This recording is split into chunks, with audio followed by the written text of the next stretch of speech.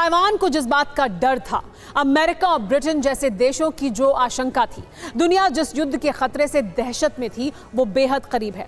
Jinping ने अपनी सेना को युद्ध के लिए तैयार रहने को कहा है। जिनपिंग ने जो कहा है उससे ये जाहिर हो गया है कि चीन का ताइवान पर कब्जे का मिशन जल्द ही शुरू होगा। ताइवान में इस वक्त ब्रिटेन से कुछ मंत्री ट्रेड डील करने पहुंचे हैं। ब्रिटेन के इस कदम ने जिनपिंग का गुस्सा और भड़का दिया है और जिनपिंग ने युद्ध की धमकी दे दी है। ताइवान ने भी युद्ध की तैयारी शुरू कर दी है। रूस यूक्रेन युद्ध की तरह अब ताइवान स्ट्रेट में जल्द धमाकों की आवाज गूंज सकती है।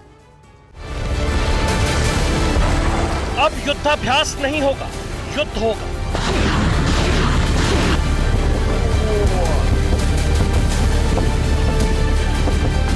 दो महीने तक ताइवान स्ट्रेट के करीब जाकर चीन की आर्मी ने जो तैयारियां की, अब उसका अंजाम दिखेगा।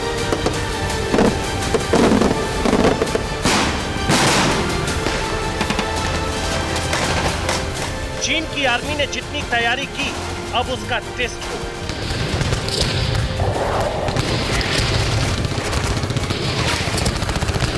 ड्रैगन लैंड की वायुसेना ने जिस मिशन की प्रैक्टिस की, उसे अब पूरा करना है।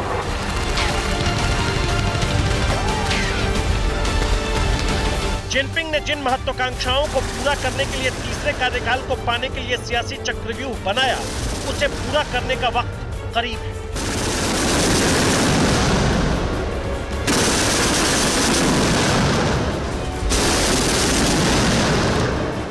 सेना जंग के लिए तैयार रहे। चीन अपनी सेना की वॉर ट्रेनिंग को मजबूत करेगा।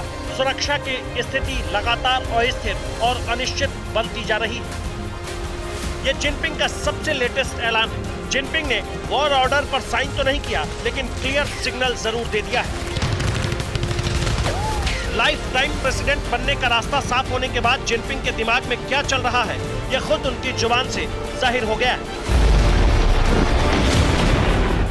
जिनपिंग के मुंह से निकली चंद लाइनों ने ताइपे से पेंटागन तक खलबली मचा दी।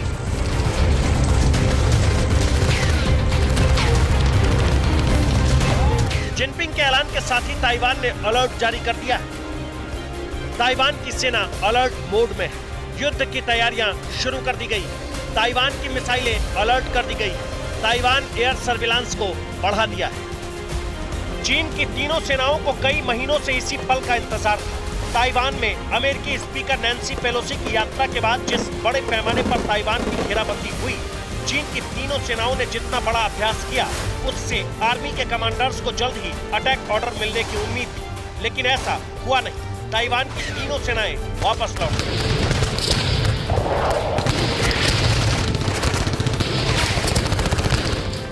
जिनपिंग कम्युनिस्ट पार्टी के अधिवेशन से पहले शायद युद्ध करने के मूड में नहीं थी। अब रास्ता साफ है। जिनपिंग के तमाम विरोधी साइडलाइन हो चुके हैं और ये वजह है कि जिनपिंग अब अपनी पहली प्राथमिकता यानी ताइवान पर कब्जे के मिशन को शुरू करेंगे।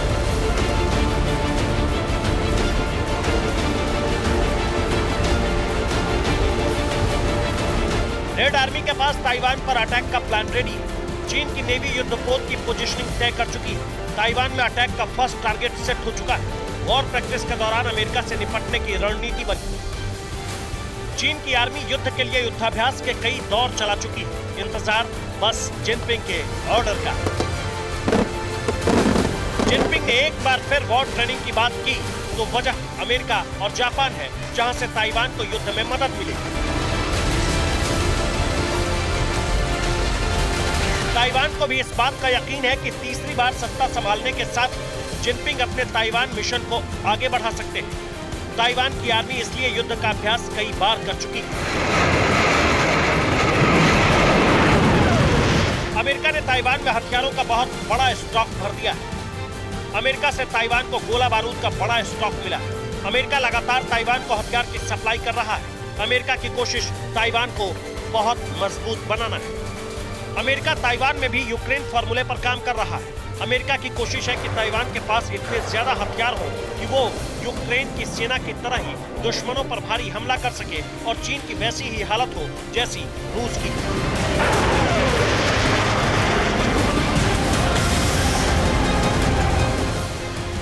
चीन की सेना जिस वक्त ताइवान पर हमले की पूरी प्रैक्टिस कर चुकी थी, उस वक्त जिनपिंग ने हमले का आदेश नहीं दिया। इसकी कई वजहें थी। जिनपिंग का पूरा फोकस पार्टी में अपनी स्थिति मजबूत करने की थी। जिनपिंग युद्ध की शुरुआत करके अपने विरोधियों को कोई मौका नहीं देना चाहते थे। 16 अक्टूबर से चीन की सीपीसी की 20वीं राष्ट्रीय कांग्रेस की शुरुआत होनी थी। उज्बेकिस्तान के समरकंद में जिनपिंग को एससीओ शिखर सम्मेलन में जाना था। लेकिन अब जिनपिंग फ्री। उम्मीद है एक बार फिर युद्धाभ्यास के नाम पर ताइवान को घेरा जाए और फिर युद्ध की शुरुआत। चीन के पिछले युद्धाभ्यास के तरीके से अमेरिकी एक्सपर्ट समझ चुके हैं कि चीन ताइवान को चारों तरफ से घेरने के बाद हमला करेगा। ऐसे में अमेरिका की रणनीति ताइवान को हथियारों की इतनी शक्ति देना है कि वो चीन पर जबरदस्त पलटवार कर सके। Bureau report, TV 9 Bharatvarsh.